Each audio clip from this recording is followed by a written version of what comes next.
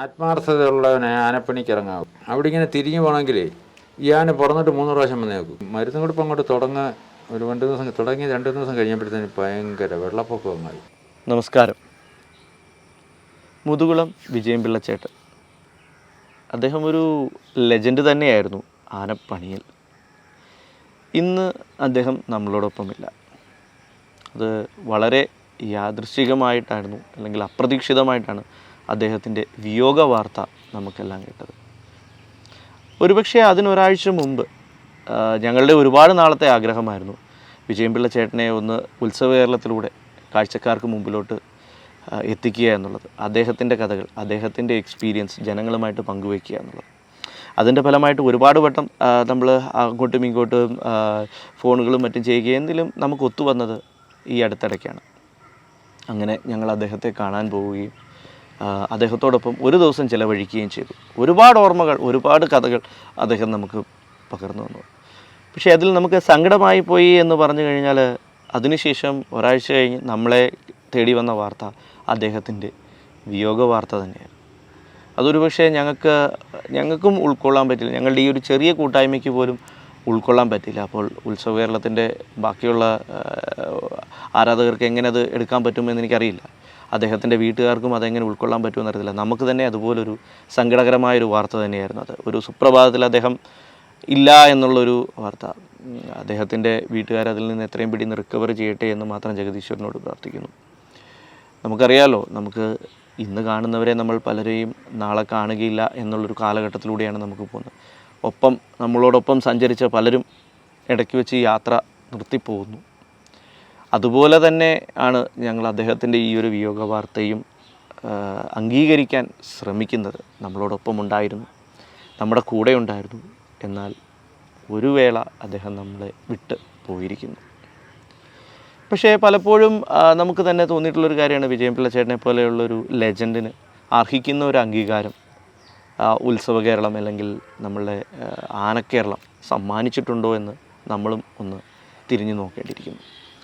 അത്രയ്ക്ക് അറിവുള്ളൊരു മനുഷ്യൻ, അതുപോലെ നല്ല ഗജരാജ കില്ലാടിമാർ അങ്ങനെ വിശേഷിപ്പിക്കാം, കൈകാര്യം ചെയ്തൊരു മനുഷ്യൻ. ഒരുപക്ഷെ അദ്ദേഹത്തിന് കുറച്ചുകൂടെ നല്ലൊരു അംഗീകാരം കൊടുക്കാമായിരുന്നു എന്ന് ഞങ്ങളും കരുതുന്നു. അദ്ദേഹത്തിനോടൊപ്പമുള്ള ഈ വീഡിയോ ചെയ്യാൻ ഒരു അല്പം ഡിലേ വന്നതിൽ ഞങ്ങൾ സാദരം ക്ഷമ ചോദിക്കുന്നു.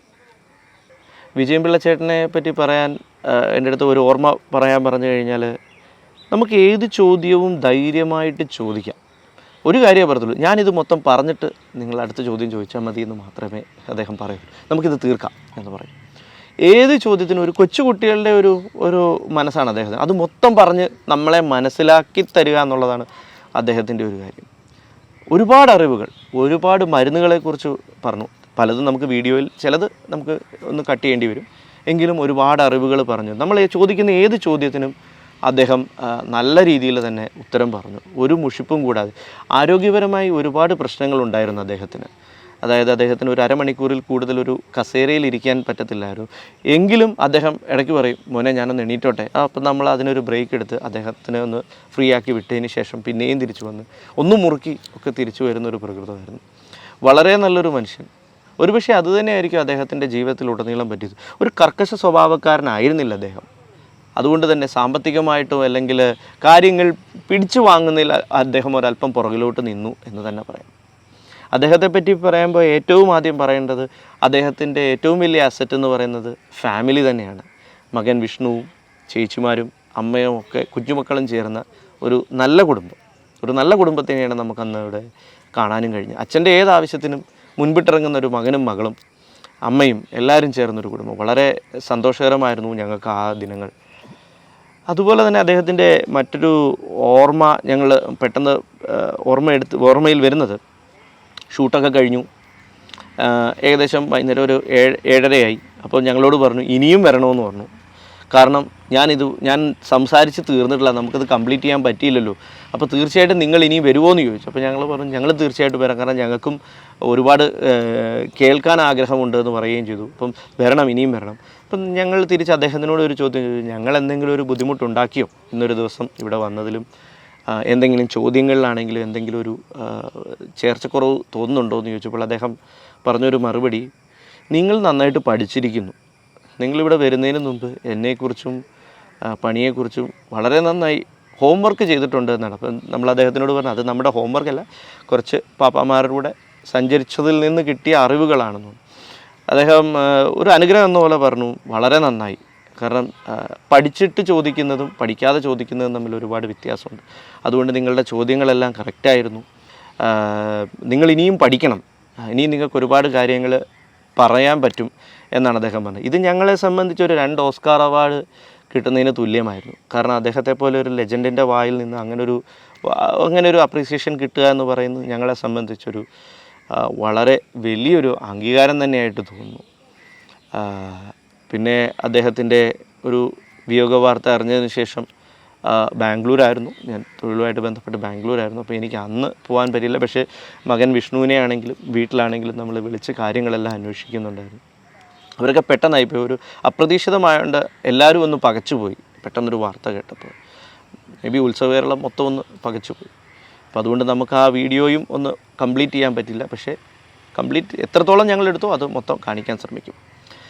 അദ്ദേഹത്തിൻ്റെ ഈ വിയോഗത്തിന് ശേഷം ഈ അടുത്തിടയ്ക്ക് അദ്ദേഹത്തിൻ്റെ ഭവനം സന്ദർശിക്കുകയുണ്ടായി ഞങ്ങൾ. അപ്പോൾ ഞങ്ങളെടുത്ത കുറച്ച് ഫോട്ടോസൊക്കെ കൊടുക്കാനും നമുക്ക് സാധിച്ചു. ഒരുപക്ഷെ അദ്ദേഹത്തിൻ്റെ ആ അറിവുകൾ നമ്മൾ ഇതിനു മുമ്പേ പ്രയോജനപ്പെടുത്തേണ്ടതായിരുന്നു എന്ന് മാത്രമാണ് നമുക്ക് പറയാനുള്ളത്. അത് നമ്മൾ ഇത്തിരി ലേറ്റായിപ്പോയി എന്ന് മാത്രം ഞങ്ങൾക്ക് തോന്നുന്നു. ഞങ്ങളതിന് ക്ഷമ ചോദിക്കുന്നു. നമുക്ക് അദ്ദേഹത്തിൻ്റെ ഓർമ്മകൾക്ക് മുമ്പിൽ അല്ലെങ്കിൽ അദ്ദേഹത്തിൻ്റെ അറിവുകൾക്ക് മുമ്പിൽ ഒരുപിടി പുഷ്പങ്ങൾ അർപ്പിച്ചുകൊണ്ട് നമുക്ക് അദ്ദേഹത്തോടൊപ്പമുള്ള ഞങ്ങളുടെ ആ ഒരു ദിവസത്തെ കാഴ്ചകൾ ഞങ്ങൾ പ്രേക്ഷകരുമായിട്ട് പങ്കുവയ്ക്കുകയാണ്. അദ്ദേഹത്തെപ്പറ്റി നിങ്ങൾക്കുള്ള അഭിപ്രായങ്ങൾ തീർച്ചയായിട്ടും ഞങ്ങളെ എഴുതി അറിയിക്കുക. ഒരുപക്ഷെ നമുക്ക് അദ്ദേഹത്തിന് ഇനി കൊടുക്കാൻ പറ്റുന്ന അതായിരിക്കില്ല, അദ്ദേഹത്തിൻ്റെ വീട്ടുകാർക്ക് കൊടുക്കാൻ പറ്റുന്ന അതായിരിക്കും. അപ്പം തീർച്ചയായിട്ടും നിങ്ങൾക്ക് അദ്ദേഹത്തെ പറ്റിയുള്ള അഭിപ്രായങ്ങൾ താഴെ കമൻറ്റ് ബോക്സിൽ രേഖപ്പെടുത്താൻ ശ്രമിക്കുക. നന്ദി, നമസ്കാരം. പാഷനെ ഒരു ചോദ്യത്തിലോട്ട് വരാം. ആയിക്കോട്ടെ. എന്താണ് ആനപ്പണി? ആശാൻ്റെ ഇപ്പോൾ ഇത്രയും കൊല്ലത്തെ ഒരുപാട് നാളത്തെ സർവീസ്, കൂപ്പിൽ പണിതിട്ടുണ്ട്, നാട്ടിൽ പണിതിട്ടുണ്ട്, പല ആനകളെയും കയറിയിട്ടുണ്ട്. അപ്പോൾ എന്താണ് ഒരു ആനപ്പണിയും എന്താവണം ഒരു ആനക്കാരൻ? ഒരാനപ്പണി എന്ന് പറഞ്ഞാൽ ആനപ്പണിയിൽ ആത്മാർത്ഥതയുള്ളവനെ ആനപ്പണിക്ക് ഇറങ്ങാവൂ. ആത്മാർത്ഥത ഒരു സമർപ്പണമാണ് അല്ലേ? സമർപ്പണമാണ്. അതെ, ഒരു ആനപ്പണി എന്ന് പറഞ്ഞാൽ ഒരു പേര് പോക്കാനൊന്നുള്ള പണിയല്ല, ഒരു ജോലിയല്ല. അതൊരാൾ പിടിച്ച് നമ്മളെ ഏൽപ്പിക്കുന്ന ജോലിയല്ല. നമ്മുടെ സ്വയം മനസ്സ് തോന്നി സ്വയമായിട്ട് തന്നെ ഇറങ്ങി തിരിച്ചെങ്കിൽ ആ പണിയെ കൊണ്ട് പ്രയോജനമുള്ളൂ, ആ പണിയിൽ വിജയിക്കത്തുള്ളൂ, ആ ഉരുവിന് ഗുണമുള്ളൂ. നമ്മൾ കയറുന്ന ഏതുരുവായാലും മനസ്സിലായി. ആനപ്പണി എന്ന് പറഞ്ഞാൽ ഇപ്പോൾ എൻ്റെ അനുഭവം പറയാൻ തുടങ്ങുകയാണെങ്കിൽ, ഞാൻ വളരെ ചെറുപ്പത്തിൽ 6ാം ക്ലാസ്, എൻ്റെ വീട് ആനടിയിലാണ്, ഞാൻ പള്ളിക്ക് സ്കൂളിലാണ് പഠിച്ചത്.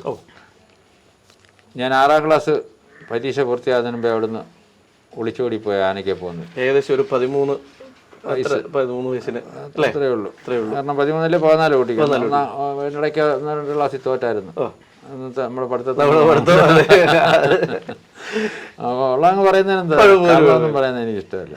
അപ്പോൾ അങ്ങനെ അവിടെ നിന്ന്, അപ്പോൾ അന്ന് ചെറുപ്പം പോലെ എനിക്ക് ആനയെ കാണുന്ന സംഗതി, ഞങ്ങളുടെ അടുത്തൊരു ആനയുണ്ടായിരുന്നു, വീടിനടുത്ത് ലീലയാന എന്ന് പറഞ്ഞു, ഉണ്ണിത്തന്മാർക്ക്. ഈ ആനടി അമ്പലത്തിന് കിഴക്കോട്ട് വരുന്ന ആ തോടിനിപ്പുറത്താണ്. അതായത് ഈ ചേലൂർ രവിയാണ്. ഇപ്പോൾ എനിക്ക് ചേലൂർ രവിയില്ലേ, 12 കുത്തുന്ന ഈ ഉടമസ്ഥന്മാരുടെ പറമ്പിന് ആന കെട്ടിയേക്കുമ്പോഴാണ്. അത് ശരി. ചേലൂർ രവിയാണ്. അപ്പൊ 12 രാജഗോപാലനായിരുന്നു, പഴയ 12 രാജഗോപാലൻ. ആന ഇവിടെ കാണാത്തരിയുടെ കാണിച്ച് 14 കൊല്ലിയും വലിച്ചു കളഞ്ഞില്ലേ. അപ്പൊ അങ്ങനെ അവിടെ ഈ ആന അന്ന് ഞങ്ങളുടെ ഒരു ബന്ധു ആവട്ടെ, കേശവപിള്ള എന്ന് പറയും. അല്ല, ഈ പിടിയാന. ഞങ്ങളെ കൊച്ചുങ്ങളാണ് സ്കൂളിൽ പഠിക്കുന്ന സമയം. ഈ ലീലയെന്ന് അതിന്റെ പേര്. അതിന് ഒരു പ്രാന്തി പിടിച്ച് ഓട്ടം ഉണ്ട് അങ്ങനെ ഇരിക്കുമ്പോ. അപ്പൊ ഞങ്ങൾ സ്കൂളിലൊക്കെ ഇരിക്കുമ്പോൾ ഇത് ഓടി ഇങ്ങനെ പോകുന്ന കാണാം, പിന്നെ ഇവരുടെ കൊണ്ട് പിടിച്ച് കെട്ടും. അങ്ങനെ ഇത് ഓടും കുളിപ്പിക്കാനൊക്കെ പോകുമ്പോൾ വെള്ളത്തിൽ നിന്ന് കയറി ഓടിക്കളയത്. അങ്ങനെ പല ദിവസം ഓടി ഞങ്ങളുടെ സ്കൂളിലേക്ക് വരുമ്പോൾ ഞങ്ങൾ സ്കൂളിൽ സമയം കഴിഞ്ഞാലും വിടാതെ വെച്ചോണ്ടിരിക്കും. ആനയെ പിടിച്ചു കെട്ടാതെ. അങ്ങനെയൊക്കെ അനുഭവം കണ്ടു. അപ്പോൾ എനിക്കങ്ങ് അപ്പോൾ ഇത് ഓടുമ്പോൾ ഇതിൻ്റെ പുറകെ ഓടണമെന്നൊക്കെ അങ്ങ് തോന്നുന്നു വിടുന്നത് കണ്ടു. മനസ്സിലായി.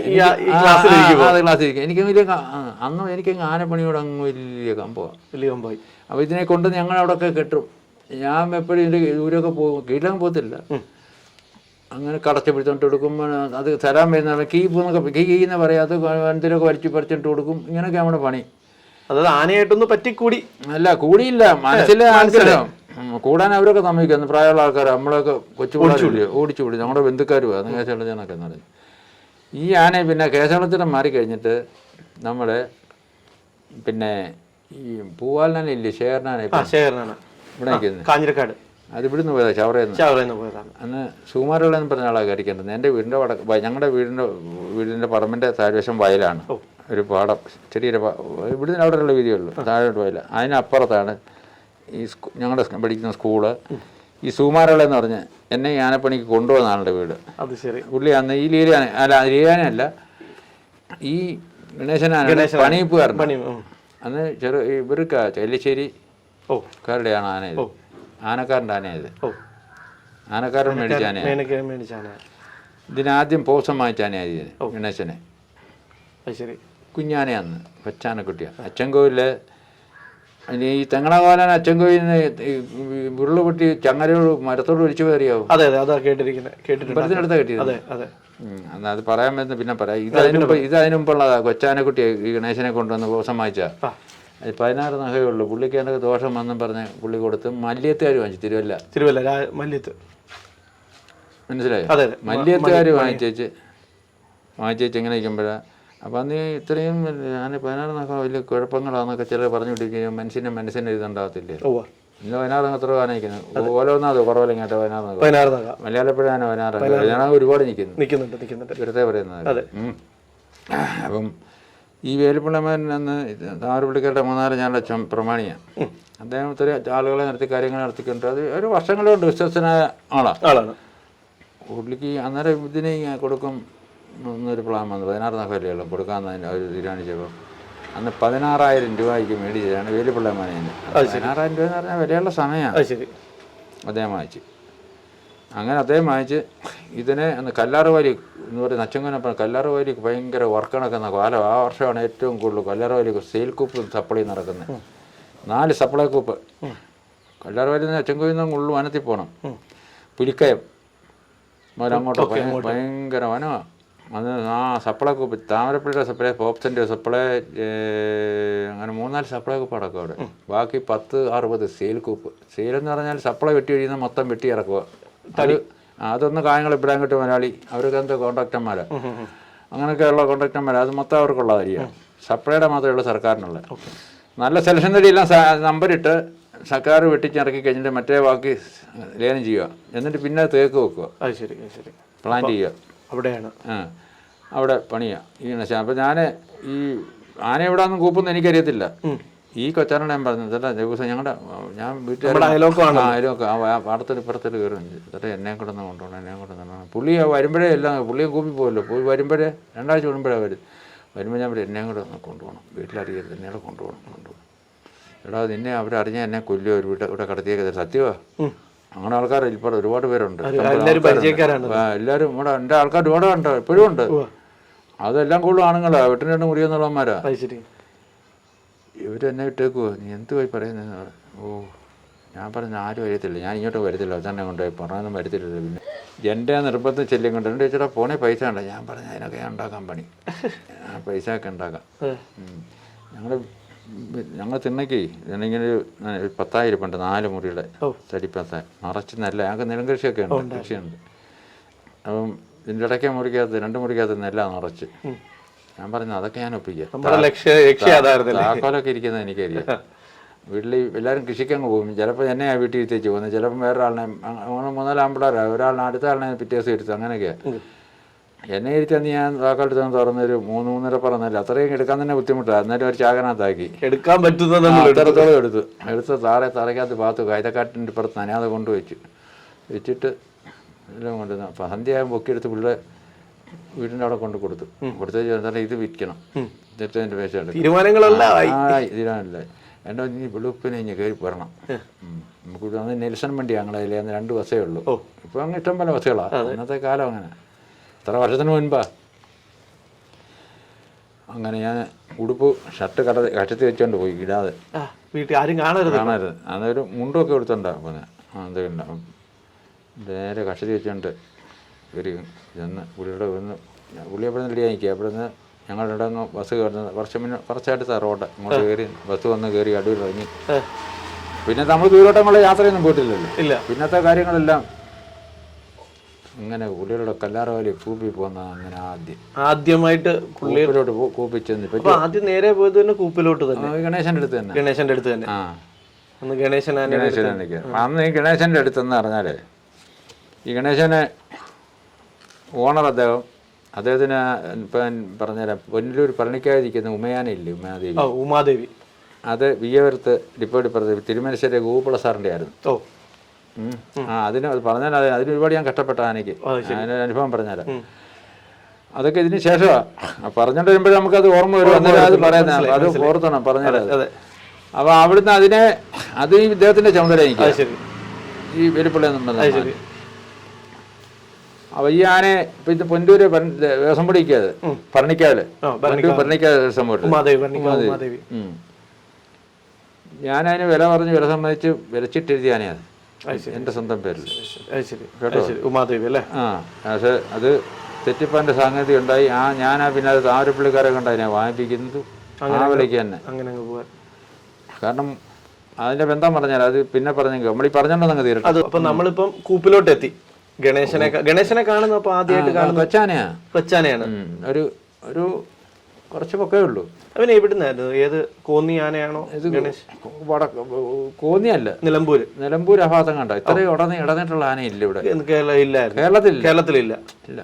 കാരണം അതിനെ നമ്മൾ തെക്കമ്പാത്ത് അമ്പലത്തിൽ എഴുന്നള്ളിക്കുന്ന ഈ ആന എഴുന്നള്ളപ്പോൾ അടുത്ത് അതിൻ്റെ ഫ്രണ്ടിൽ ഈ ഗോപുരത്തിരിപ്പുണ്ട്, കാണിക്കുകയും ചിരിപ്പണം. ഗോപുരം അങ്ങോട്ട് കയറിച്ചിരുന്നുണ്ട്.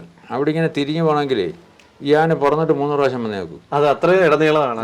അല്ലാത്ത ആനയെല്ലാം വന്ന് ഫസ്റ്റിലേക്ക് കയറി അങ്ങ് പോകും. അത് ഞാൻ മാറിക്കഴിഞ്ഞു അമ്പലത്തിൽ എഴുന്നള്ളപ്പോൾ ആനയായിരുന്നു. ഇങ്ങനെ അതിൻ്റെ ഇത്ര ഭയങ്കര ഇടന്നിട്ടില്ലേ? എൻ്റെ ഇവിടെ ഫോട്ടോ ഇരിക്കുന്നുണ്ട്. ഒത്തിരി കുട്ടികൾ അതിന്റെ മേളിലിരിക്കുന്ന ഫോട്ടോ ഒക്കെ ഞാൻ കണ്ടിട്ടുണ്ട്. അതെ. ഇവനിപ്പോ നേരത്തെ എത്ര വയസ്സുണ്ട്? 18 വയസ്സിന് താഴെ ഉള്ളൂ. കുട്ടിയാണ്, കുട്ടിയാണ്. അങ്ങനെ ഗണേശനെ ആയിട്ട് ഞാൻ നമുക്കൊന്നും അറിയത്തില്ലല്ലോ. അങ്ങനെ അരിവെപ്പിലോട്ട് മെയിൻ അരിവെപ്പാർ വേറെ ഉണ്ട്. നമ്മൾ അവരുടെ സഹായിയായിട്ട് നമ്മളിപ്പോൾ പയ്യനില്ലേ, നമുക്കൊന്നും അറിയത്തില്ലല്ലോ. തഞ്ചനായി ആയി വരുന്നതില്ലല്ലോ. എന്നാലും അഹങ്കാരങ്ങളൊന്നും ഇല്ല. അത് കണ്ട് ഇത് കണ്ട് അങ്ങ് ചെയ്യും. ഒരു കാര്യം ചെയ്യുന്ന 2-3 പ്രാവശ്യം കാണുമ്പോൾ ഞാൻ സ്വന്തമായിട്ട് ചെയ്യാൻ ശ്രമിക്കുമായിരുന്നു. അന്നും അങ്ങനെയൊക്കെ ചെയ്യുമായിരുന്നു.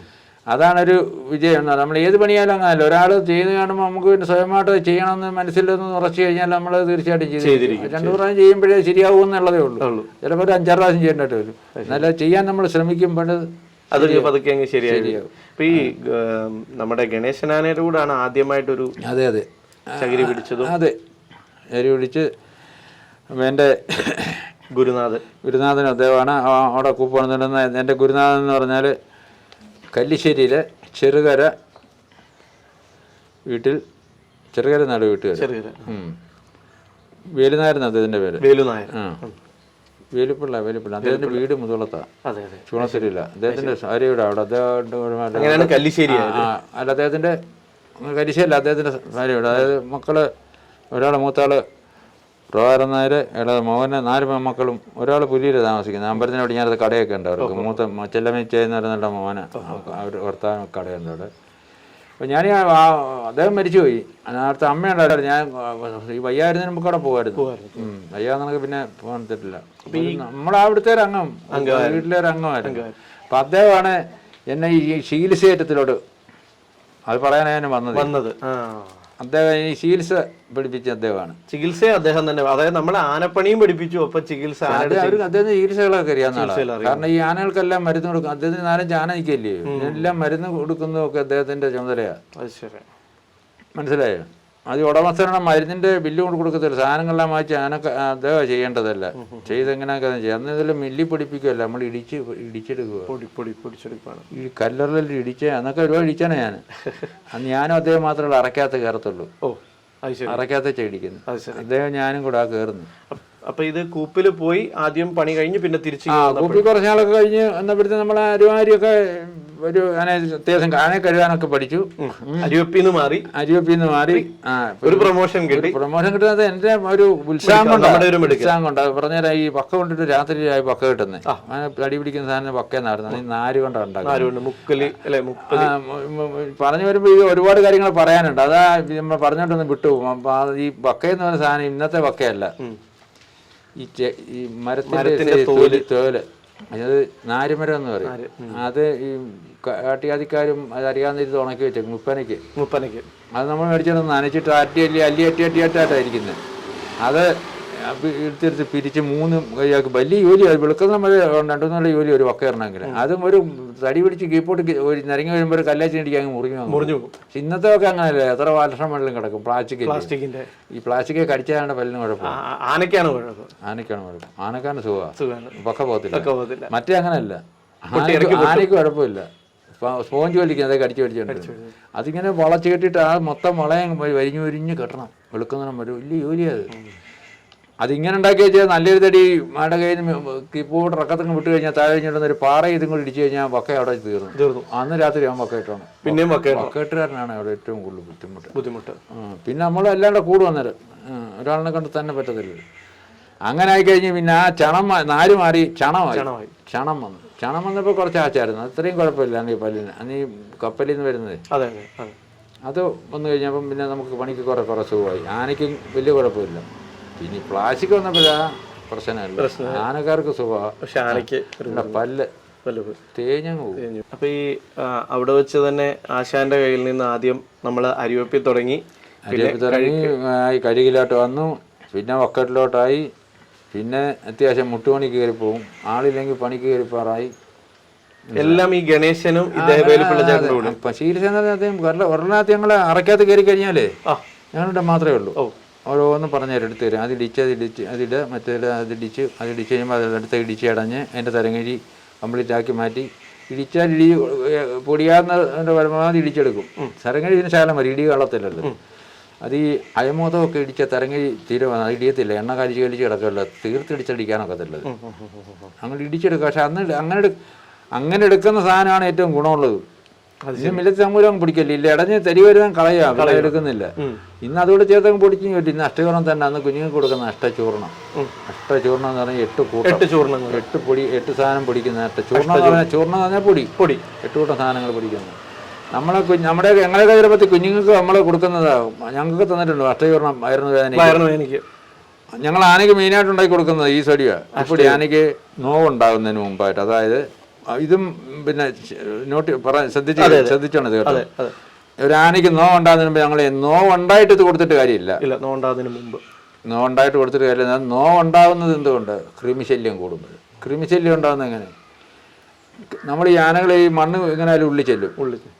ഈ പനമ്പട്ട അല്ലെങ്കിൽ ഇപ്പം മണ്ണായിട്ട് അടിച്ചല്ലേ മണ്ണുള്ളി ചെല്ലും. മണ്ണുള്ളി ചെന്ന് ഒരു 6 മാസമോ ഒക്കെ കൂടുമ്പോൾ ഇത് ഉള്ളിൽ കൃമി കൂടുമ്പോഴാണ് നോവുണ്ടാകുന്നത്. വയറ്റ് ഞാൻ മാനം തിന്നാതിരും വരും. അപ്പോൾ ഇത് ഉണ്ടായി കഴിഞ്ഞിട്ട് ഇത് കൊടുത്തിട്ട് കാര്യമില്ല. ഈ നോവുണ്ടാകുന്നതിന് മുമ്പേ ഞാൻ കൈ ഇങ്ങനെ തുമ്പിക്കേട്ട് പിരിക്കും. ഇങ്ങനെ ചേര വിളയുന്നപോലെ പിളപ്പിക്കും. എന്നിട്ട് അതിനൊരു ദ്രാവകം പത പോലെ വ്യാടിക്കും. പിന്നെ ഈ മണ്ണ് വാരി തിന്നും. മണ്ണ് വാരി തിന്നും. ഞാൻ തീറ്റിക്കൊന്നും മടിക്കും. മണ്ണ് വാരി ഈ സമയത്തൊക്കെ ഇത് കൊടുത്താൽ പ്രയോജനമാണ്. പക്ഷെ ഇതെല്ലാം ആയിക്കഴിഞ്ഞിട്ട് കൊടുത്തിട്ട് പ്രയോജനമില്ല, കൊടുക്കാൻ വേണ്ട. ചെറിയ ചിന്നത്തുമില്ല. ഇത് അങ്ങ് ഈ കൈവിരിക്കുകയും ചെറിയ ആരംഭം കാണുമ്പോൾ നമുക്കറിയാം. അതല്ല ചങ്കൂറ്റിക്കാൻ നമ്മളിങ്ങനെ കൈ ഇങ്ങനെ പുറം കൈ തൊട്ട് നോക്കുമ്പോൾ തണുപ്പ് വരും. അത് ഈ നോവിൻ്റെ ആരംഭത്തിലത്. ആ സമയത്തൊക്കെ ഈ മരുന്ന് കൊടുത്താൽ പ്രയോജനമാണ്. അല്ലെങ്കിൽ പിന്നെ ഇത് ഉള്ളി ചെന്നിട്ട് തൂറ്റിയടിച്ച് പോയേക്കും. പിന്നെ ഇത് കുഴപ്പമില്ല. ഇത് ഉള്ളി ഇളവ് ഇതങ്ങ് ഇത് ഉള്ളി ചെന്ന് ഇളകി ഊന്നങ്ങ് വയറിളകും. അതിനുള്ള ദിവസമൊന്നും തിന്നത്തൊന്നുമില്ല. അതിനങ്ങ് പകുതിയാകപ്പെടുത്തേന്. പക്ഷെ അന്ന് ഇത്ര ശരിയുള്ള ഈ കളർ വരെ ഇത്രച്ചുള്ള ഒരു ഇഷ്ടം ഒരു വാടയായിരിക്കുന്നൊരു എരണ്ടാന്ന് വെള്ളം പൊലിഞ്ഞ് പോരുക. ഭയങ്കര വാടയാ. ഇത്രച്ചും കാണും കൃമി ഇങ്ങനെ ഒരയ്ക്ക് ആവശ്യം പോലെ ആ സാധനം. അത് ഈ നോവിനുള്ള ഈ അഷ്ടചൂർണമൊക്കെ പിന്നെ ഇപ്പം മെഡിക്കൽ സ്റ്റോറിൽ കിട്ടും. ഹിമാലയ പൽസെന്നും പറഞ്ഞ സാധനമൊക്കെ വാങ്ങിച്ചു കൊടുക്കുക. ഏറ്റവും നല്ല അല്ലെങ്കിൽ പാൽക്കായം. ഇത് ഈ ഞങ്ങളൊക്കെ ഈ പൊടിയാണ് അതുപോലും കൊടുക്കുന്നത്. കൊണ്ട് നടക്കും, ഊപ്പി കൊണ്ടുപോകും.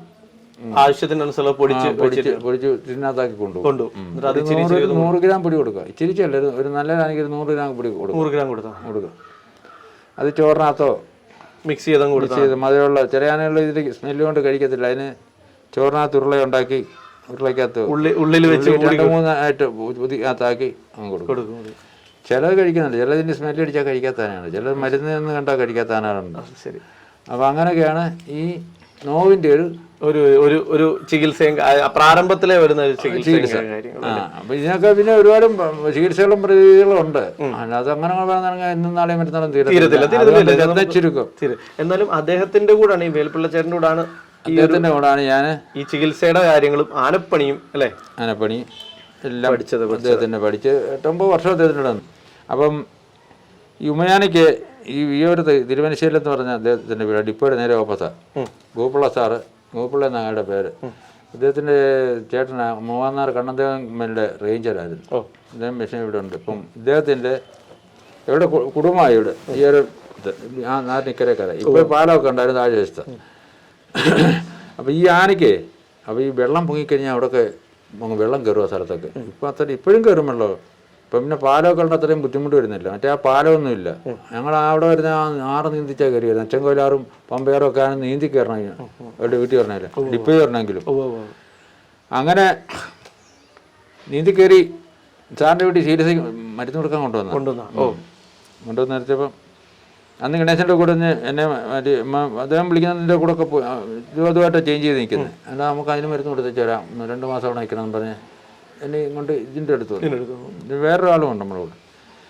ഇവിടെ വന്ന് ഞങ്ങൾ ഈ മരുന്ന് കൊടുപ്പ് അങ്ങോട്ട് ഒരു 2 ദിവസം തുടങ്ങി 2 ദിവസം കഴിഞ്ഞപ്പോഴത്തേന് ഭയങ്കര വെള്ളപ്പൊക്കമായി. വെള്ളം പൊക്കിയെന്ന് പറഞ്ഞാൽ അവിടെ മിറ്റമൊക്കെ വെള്ളം കയറി. ആന നിന്നിടമൊക്കെ ഇത്തട്ടം വെള്ളമുണ്ട്. ആനയുടെ ഇത്തട്ടം വെള്ളമായാലുണ്ട് അവിടെയൊക്കെ. ചേട്ടാ അപ്പോൾ എന്ത് ചെയ്യണം? അന്ന് ഈ വള്ളക്കാരി എന്നുള്ള റോഡ് പൊക്കാനായിട്ട് മണ്ണിട്ട് കുറച്ച് പൊക്കിയിട്ടുണ്ട് സ്ഥലങ്ങളിൽ. ചെന്നിട്ട് കലങ്ങ് തീർന്നിട്ടുണ്ട്. ഈ ആൾക്കാരും കന്നാലിയും പട്ടിയും കോഴിയും എല്ലാം അവിടെ അല്ല ഷെഡ് പോലെ ടാർപ്പ അടിച്ചാൽ കൂടി. അപ്പം ഞാൻ ഇനി കയറണമെങ്കിൽ ആ പുഞ്ചയെല്ലാം മുങ്ങിപ്പോയി. പുഞ്ച കൂടെ ഒത്തിരി നീന്തണം ഈ റോഡിൽ വന്ന്. പിന്നെ ഞങ്ങൾ നീന്തിച്ച് പറിച്ചൊക്കെ ഈ റോഡിൽ വന്ന് കയറി ഞങ്ങൾ ഷെഡ് അടിച്ച് അവിടെ കിടന്നു. ആനയ്ക്ക് തീറ്റയൊക്കെ വെട്ടിച്ച് ഞങ്ങൾ പോയി വെട്ടി. സാറിൻ്റെ പറമ്പുണ്ട്, വള്ളത്തെ പോയി ഓലയൊക്കെ വെട്ടിക്കൊണ്ടുവരും. അങ്ങനെ ഒരു 4-5 ദിവസം അവിടെ കഴിയും. 4 ദിവസം ഇവിടെ കഴിഞ്ഞ് കഴിഞ്ഞാൽ തിരിച്ച് ഞങ്ങൾ ഈ വെള്ളം തന്നെ ചെളിയാന്നല്ല, വെള്ളം അങ്ങ് പൊങ്ങിച്ച് വെള്ളം ചാകുമ്പോൾ ഒരു ഊളം ചെളിയാന്നില്ല. ഈ എല്ലോടും അങ്ങ് വൃത്തിയായിരുന്നു. നമ്മുടെ കാലത്ത് തന്നെ വൃത്തി അങ്ങ് അഴുക്കുക മൊത്തം കാളം കടിയൊക്കെ. ഈ സംഭവം കഴിഞ്ഞെങ്കിൽ എന്നൊരു 3-4 ദിവസം കഴിഞ്ഞാൽ ഈ ആനയുടെ ഈ മൂത്രം ഒഴിക്കുന്ന ഭാഗത്ത് വട്ടിപ്പാടെന്ന് പറയുന്നേ, ആനയുടെ വട്ടിപ്പാടെന്ന് പറയും, പിടിയാൻ്റെ വട്ടിപ്പാടെന്ന് പറയും. ആനയുടെ കൊമ്പനയുടെ കണപ്പാടും പിടിയാൻ്റെ പറയുമ്പോൾ രണ്ടും വ്യക്തമായിട്ട് പറയണം. അപ്പോൾ അതിൻ്റെ അകത്ത് ഇത്രയും വിലുവം വീപ്പിച്ച 2 ഭാഗത്തും ഇങ്ങനെ തൂങ്ങി വരുന്നു. ഞാൻ വെളുപ്പിടം വേണ്ട ചുമ്മാ ഇതെന്തോ ഇത്